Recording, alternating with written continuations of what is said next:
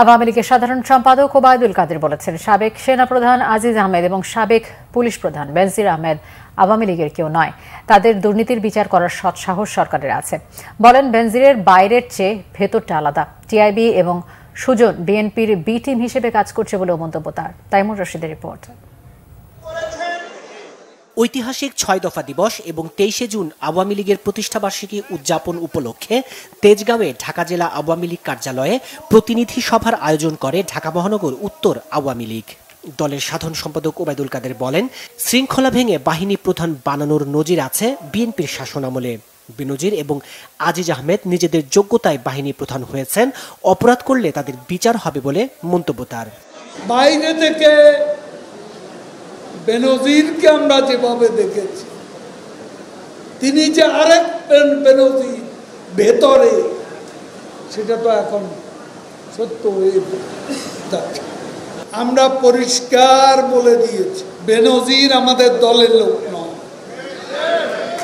Seniority মেধা নিয়ে সে IGP হয়েছে। আজিজও আমাদের দলের লোক নয়, সেনাপ্রধান হয়েছে তার যোগ্যতা, তার সিনিয়রিটি। আমরা তাদের বানাইনি। এখন ভেতরে তারা যদি কোনো অপকর্ম করে, এইটা যখন সরকারের কাছে বিষয়টি আসে, তখন এদের বিচার করার সৎসাহস শেখ হাসিনার সরকারের। ওবায়দুল কাদের বলেন, আইনি লড়াই কিংবা আন্দোলনের মাধ্যমে বিএনপি তাদের নেত্রীকে মুক্ত করতে পারেনি, ব্যর্থ হয়েছে নির্বাচন ঠেকাতেও। তারেককে ভালো মানুষ সাজাতে এসেছে। দেখান আমাদের দলের নেতাদের প্রধান নেতা কে দুর্নীতিবাদ, তথ্য প্রমাণ নিয়ে আসে।